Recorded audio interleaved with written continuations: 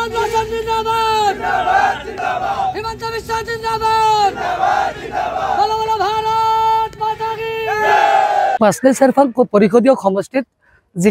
যিকেইটা ভোট আছে বেছিভাগ ভোটে বিজেপিৰ পক্ষত আছে সেয়া আগৰ পৰাই আমি জানি আহিছো তো এতিয়া বিজেপিৰ পক্ষতে আছে আজি দেখা পোৱা গৈছে প্ৰায় 2 শতাধিক যুৱক ওলাই আহিছে হয় যুৱকসকল তাৰমানে আমাৰ পাঁচনে পৰিষদীয় সমষ্টিৰ যিকেইটা ভিচিডিচি আছে প্ৰত্যেক ভিচিডিচিৰ পৰা 10-12 জনকে প্ৰায় 200 জন মান ল'ৰা আজি ওৰাং চাৰিআলি লক্ষী মন্দিৰ প্ৰাংগণত উপস্থিত হৈ যুৱ শক্তি জিন্দাবাদ নৰেন্দ্ৰ মোদী জিন্দাবাদ দিলীপ শইকীয়া জিন্দাবাদ ডক্টৰ হিমন্ত বিশ্ব শৰ্মা জিন্দাবাদ ধ্বনিৰে ওৰাং অঞ্চলটো মানে ওৰাং অঞ্চলটো কপাই তুলিছে চাওক অন্যতম যুৱ প্ৰত্যক্ষ প্ৰাৰ্থী বুলি কওঁতে অন্যতম প্ৰাৰ্থী নহয় দলে যাকে টিকেট দিয়ে আমি তেওঁক সমৰ্থন কৰিমেই আমাৰ দায়িত্ব আৰু কৰ্তব্য কিন্তু যুৱকসকলে যিদৰে নতুন মুখৰ কাৰণে এটা ঢাপেলি মেলা দেখা পাইছোঁ তো সেয়া অত্যন্ত আশাজনক সেইকাৰণে আমিও চেষ্টা কৰি আছোঁ কিন্তু আমি দলৰ ওপৰত বিশ্বাস কৰোঁ দলৰ সিদ্ধান্ত হ'ল চূড়ান্ত সিদ্ধান্ত কি হয়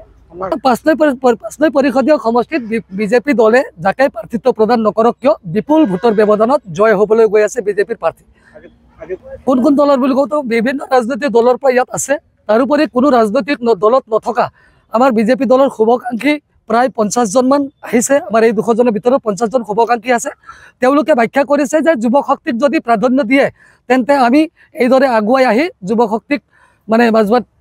পৰিষদীয় সমষ্টিৰ পৰা জয় কৰোৱাৰ প্ৰয়াস কৰিম বুলি কৈছে আৰু দিলীপ শইকীয়া জিন্দাবাদ জিন্দাবাদ জিন্দাবাদ হিমন্ত বিশ্ব জিন্দাবাদ জিন্দাবাদ দিলীপ শইকীয়া জিন্দাবাদ জিন্দাবাদ যুৱ শক্তি জিন্দাবাদ জিন্দাবাদ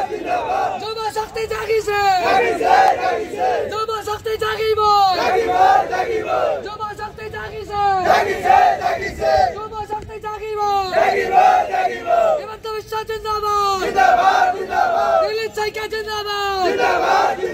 কিন্তু হাজাৰিকা জিন্দাবাদ পল্লব লোচন জিন্দাবাদ